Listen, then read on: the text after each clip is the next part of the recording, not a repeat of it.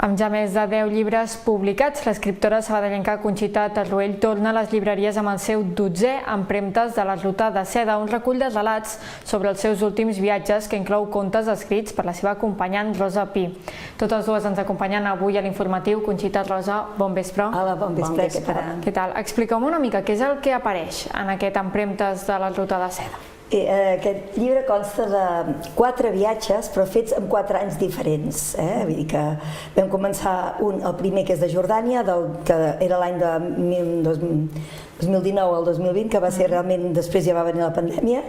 Després hi ha l'altre, que és d'Uzbekistan, que vam anar post-pandèmia, però que encara viatjava poca gent. I després hi ha un altre Oman, que és l'any següent, i l'últim any, l'any passat, vam anar al Líban. Vol dir que són 4 països, però que tots hi ha passat d'una manera o altra la Ruta de la Seda. No és que hagin fet tota la ruta, però tots els llocs hem vist els caravanserais, hem seguit les petjades una mica de les empremtes, com diu el nom, el títol, que és així. Més enllà dels relats, que ara en parlarem una mica més, aquest llibre compta, Rosa, amb 4 contes teus. Explica'ns què és el que hi has volgut plasmar. Sí, mira, de cada país n'he fet un conte que sempre el que faig és que intento que el personatge vaig descrivint perquè està passejant, està fent també viatge en el país, però llavors li passen aventures, els hi passen també fantasies que jo hi poso i així intento crear en el lector que també continua llegint el mateix país però d'una manera més novel·lesca. Aquest és un llibre que té ficció i també no ficció, no? Explica'ns això, com s'entén. Exactament. Sí, el nostre editor, l'Enric Soler Raspall, que aquí a Sabadell fa molts clubs de lectura, que és conegut per tots, ell diu que realment som úniques dins el món de la literatura de viatges que hi hagi ficció i no ficció. És a dir, fem el viatge juntes, la Rosa i jo, i explica l'experiència jo com a vivència personal, com a sensacions, com a emocions, és molt com a vivència, no ve a ser una guia això, sinó que és molt la meva experiència. I la Rosa ho explica des del conte. Sí. T'inspires, no?, en un espai. Sí, exacte. Sempre en algun lloc que m'impacta més, en un lloc que m'hi trobi alguna cosa especial, no? Sempre penso també en el lector, alguna especial que li pugui interessar, que m'interessi a mi però que també el lector hi pugui disfrutar. Són 4 relats, no sé si ha estat fàcil acabar de lligar-los tots amb aquesta ruta perquè no l'heu fet sencera, però sí que explica una mica de cada lloc que destacaríeu. Sí, realment això, lligar-ho ha costat, ha sigut un dels llibres que ens ha portat molta feina, perquè a més això de diferents anys, lligar-ho tot, que són països molt diferents, els noms, noms complicats, sobretot el tema de països musulmans, no? Bé, doncs a Jordània destacaria, sobretot el que ens va impressionar més, que és un lloc que feia molt temps que volíem anar a conèixer, Petra. És que està a Petra, mira que has vist fotografies i coses, però allà passejar pel mig del SIC és una passada, no? I realment ha valgut molt la pena, no? Sí, jo, a veure, Petra, la que més, no? També podem dir, Amman també m'agrada molt, la ciutat, no? La capital, Amman, i també Jerash, també. Però bueno, Petra s'emporta el tresor. Sí. I de l'últim viatge que heu fet a Líban fa tot just un any que heu tornat, com ha estat el procés d'escriptura d'aquest llibre? Aquí a Líban va ser un viatge que realment ens vam entrar molt amb la gent perquè vam tenir l'oportunitat d'anar a una casa que ens van convidar en el sopar després del Ramadan, perquè ens va agafar l'època del Ramadan, que va ser tota una experiència molt forta, no?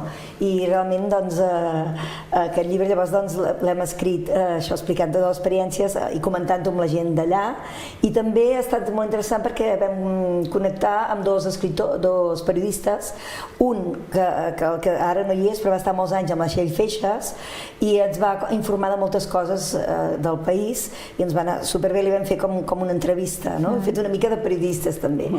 I aquest és l'Oriol, no? I l'Oriol i l'altre és el Joan Cabassés, que és el que ens va connectar, ell que és el que vivia allà, no? I llavors, doncs, Oriol Andrés, ara és que no sé dir el nom, sí. i llavors doncs, ens va connectar i llavors vam veure'l amb ell allà i realment ha estat molt interessant el que ens han explicat. Vull dir que és un llibre que hi ha una mica de tot.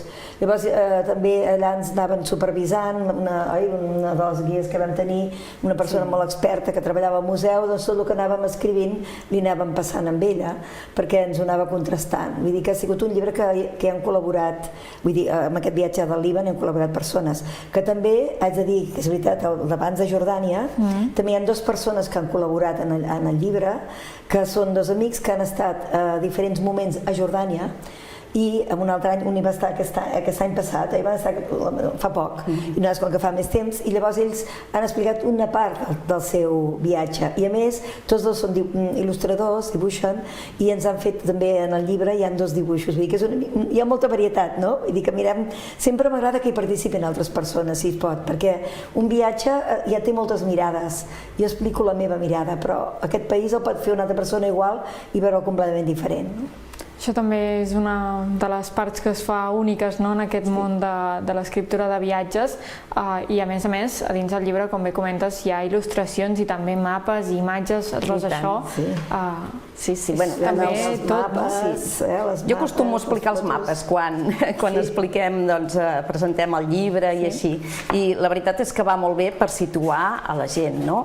De cada país a l'inici hi tenim un mapa, per exemple de Jordània, tenim aquest, i hi ha tot el nostre recorregut. Llavors jo vaig explicant tot aquest, per exemple, que vam fer ben bé de nord a sud, vull dir, tot a Jordània. I també, llavors també hi ha les il·lustracions dels contes, que és tal com dèiem, que els ha anat fent la Marina Buixó, passa que ara no els sé trobar. Si et surt algun, sí. Llavors també hi ha fotografies que de cada viatge, molta gent em deia que quan llegeix els llibres, que me n'agraïen, sobretot a la pandèmia, que els hi va anar molt bé, deia, ens assèiem al sofà i llegíem el llibre, anàvem mirant els mapes, fèiem el recorregut, ens anàvem imaginant el que anaves explicant i llavors amb les fotografies doncs feien un viatge virtual, no? I això és molt... Mira, just tenim aquí... Aquest és el de Jordània, un somni a Petra, no cal dir-ho així, oi? Potser així. Sí, que és d'un noi que viatja cap a Petra i la seva il·lusió és dormir a Petra una nit i ho aconsegueix i després a més hi tenim que a més s'enamora d'una noia i tot el que li va passant. Li passen tot de coses, eh? Sí, totes les aventuretes. Conxita, Rosa, ja per acabar aquest llibre està acabat de sortir del forn a les portes de Sant Jordi i més enllà de la presentació que ja s'ha fet aquesta tarda a Terrassa, en fareu més aquí a Sabadell, no? També? Sí, ho farem precisament la setmana que ve, dimarts, dia 9, a la Biblioteca Vapor Badia, i ens presentaran aquests dos amics, l'Anna Cellers i l'Agustí. Vull dir que serà molt maco, que col·laboraran també, no? I us convido, sí. I el 23 de maig a Sentmenat, a la Biblioteca de Sentmenat, a les 7 de la tarda. Que sempre hi anem i ens espera la Núria, sempre estem molt ben acollits allà. I també a l'Àgora, que també és un altre lloc que la Maria Antoni sempre ens convida, anar-hi ho farem el 13 de juny. Vol dir que esteu tots convidats, vull dir que si no es tothom tindrà l'oportunitat de poder-vos conèixer. Perquè no són presentacions, a nosaltres ens agrada molt, passem fotografies o visuals, parlar del viatge, i és com fer una immersió, no?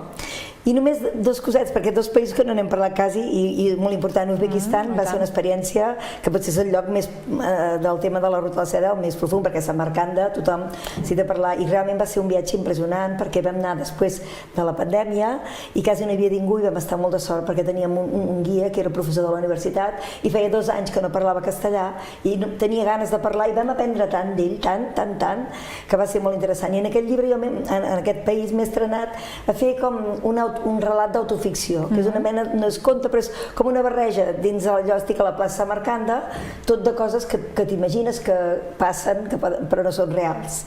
I està molt bé. I el Doman també dir que també va col·laborar un amic nostre que el vam conèixer en un viatge de la Corunya i també va escriure també ell un relat, i aquest viatge també va ser molt maco, el tema de l'experiència del desert, sobretot el desert i les dunes, va ser un viatge molt impactant, no? I també els banys que vam fer allà als gorgs. Oi, sí, els gorgs, els badis, sí. Els badis, sí. I que són 4 països que tots 4 són molt macos. Cadascú té la seva...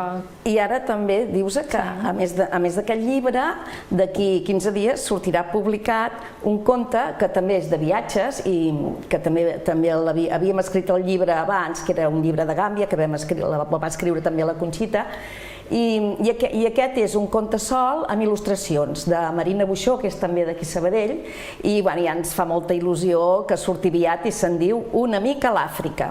I és el número 18, ja? És el conte 18 que ja faig la majoria d'edat amb contes. Molt bé. Doncs dues recomanacions pel preu d'una de cara a Sant Jordi per tots els que ens estiguin veient. Moltíssimes gràcies per acompanyar-nos a l'informatiu. Molt bé, moltes gràcies. Moltes gràcies a vosaltres. Molt bé,